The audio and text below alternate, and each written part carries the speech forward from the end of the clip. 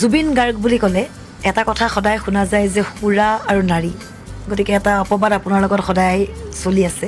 কিন্তু আমি এটা কথা জানিব বিচাৰোঁ যে জুবিন গাৰ্গ বুলি যদি আমি কওঁ, জুবিন গাৰ্গৰ প্ৰথম প্ৰেম বা এনেকুৱা কিবা আছিল নেকি, কিবা স্মৃতি আপোনাৰ জীৱনত আছে নেকি?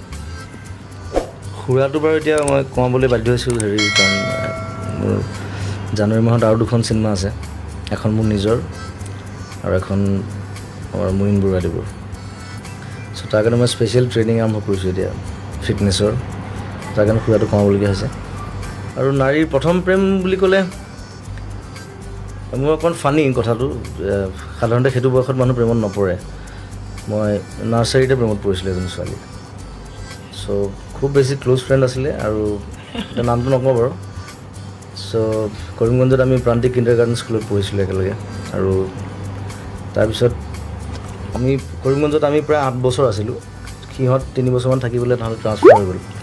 চ' ক্লাছ 2 মান পাওঁতে তাই ট্ৰান্সফাৰ হৈ গুচি গৈছিলে। আৰু ইণ্টাৰেষ্টিংলি এই গোটেই কাহিনীটো মোৰ এটা গান আছে ৰুমাল গানটোত, সেই গোটেই কাহিনীটো মই বিৱৰণ দিছোঁ। ৰুমাল গানটো কাল্পনিক নহয় আচলতে, মোৰ নিজৰ লাইফৰ। আৰু ইণ্টাৰেষ্টিংলি গুৱাহাটীত আহি তাৰপিছত মই জুবিন গাৰ্গ হোৱাৰ পিছত NK প্ৰডাকশ্যনৰ মালিক দেৱ বৰকটকী আৰু মই প্ৰায় আমি 18 বছৰমান একেলগে ভাড়া কৰি আছিলোঁ ভাড়াঘৰ।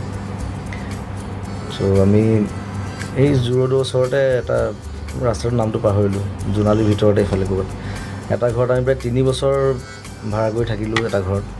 তাৰপিছত আমি ঘৰটো শ্বিফ্ট কৰিলোঁ বেলেগ জেগাত। ইণ্টাৰেষ্টিংলি যিদিনা শ্বিফ্ট কৰিছোঁ ঘৰটো, বস্তু বাহিনী লৈ আমি ওলাই আহিছোঁ, সেইদিনা গম পাইছোঁ যে সেই ছোৱালীজনী কিনাৰৰ ঘৰটোতে থাকে, নেইবাৰ। চ' তেতিয়া মই গম পাই পেলাই তাইক মাতিবলৈ গ'লোঁ, কথা পাতিলোঁ। তাৰপিছত মই সুধিলোঁ তাইক, মই বোলো তুমি ইমান দিন মাত দিবলৈ কিয় অহা নাছিলা?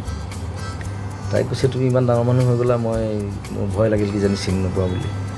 এনিৱে তাই এতিয়া তাতে থাকে, আৰু আমি তাৰপিছত শ্বিফ্ট কৰি গুচি আহিলোঁ। আৰু গোটেই ঘটনাটো ইণ্টাৰেষ্টিং, অলপ চিনেমেটিক, কিন্তু মোৰ প্ৰথম প্ৰেমৰ ষ্টৰিটো এইটোৱে। আৰু মানে সেই প্ৰেমে মানে আপোনাক অলপ হ'লেও মনত তেতিয়া আপোনাৰ এটা হেৰি সৰুকালৰ নষ্টালজিক এইটো কথা।